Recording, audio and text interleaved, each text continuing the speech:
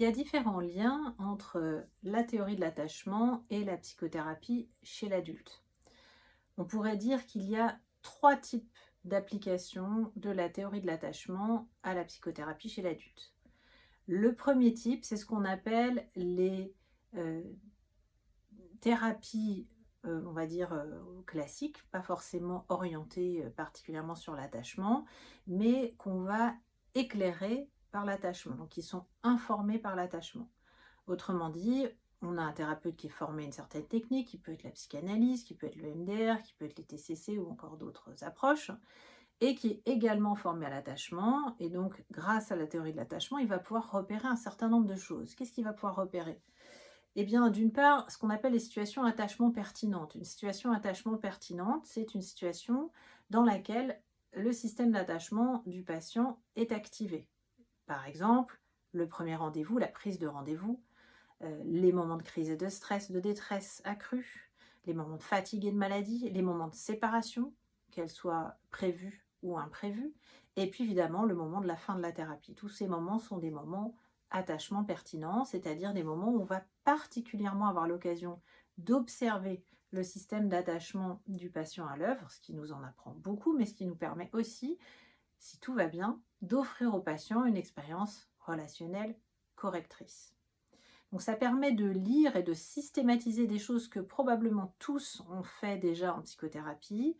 Et personnellement, ça m'a aidé à rendre mes interventions moins intuitives, à avoir un petit peu plus une idée de ce dont le patient pouvait avoir besoin pour se sentir plus sécurisé dans ces moments attachement pertinents. Ça, c'est la première chose qu'on peut ajouter grâce à la théorie de l'attachement à la psychothérapie classique.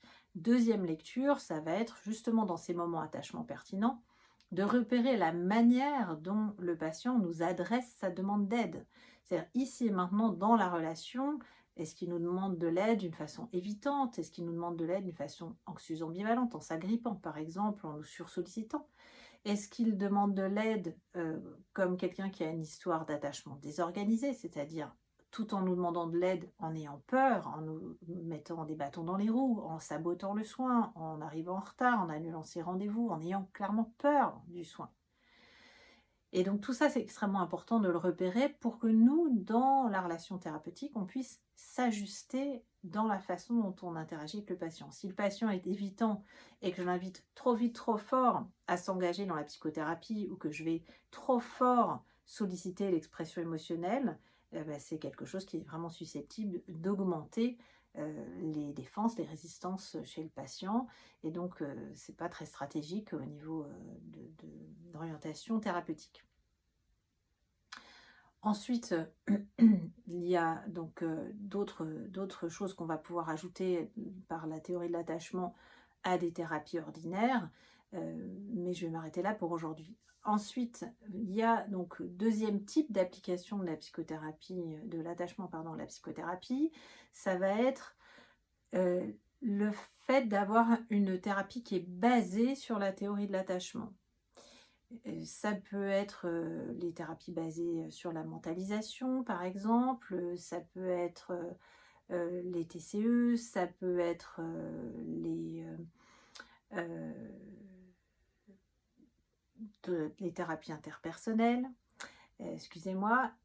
Donc l'idée, c'est qu'ici, on a des modèles thérapeutiques qui incluent la théorie de l'attachement et souvent qui ont développé une approche particulière ou qui l'ont associée à d'autres aspects théoriques qu'ils ont développés par ailleurs. Donc souvent, la théorie de l'attachement n'est pas la seule référence théorique de ces approches dites basées sur l'attachement.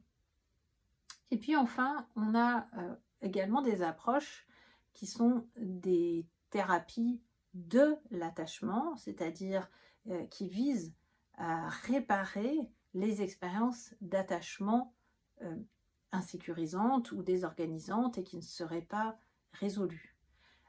Généralement, ces thérapies se basent sur la notion de mémoire traumatique, sur la manière dont on comprend que les expériences précoces au cours des 1000 premiers jours ont été emmagasinés et dont on va pouvoir faire en sorte d'y accéder pour les dater, c'est-à-dire relancer le travail d'intégration de la mémoire traumatique et installer un meilleur sentiment de sécurité chez le patient. Donc là, il s'agit des thérapies de l'attachement et par exemple, le Lifespan Integration, dit aussi ICV, est une thérapie à la fois évidemment basée sur la théorie de l'attachement, mais également une thérapie de l'attachement où on va aller chercher différents stades de développement, différents types d'expériences où l'attachement a posé problème, a été insécurisé ou désorganisé et qui sont encore activantes pour le patient pour aller résoudre ces situations, apaiser ces sensations, ces émotions qui sont encore stimulantes, activantes et désagréables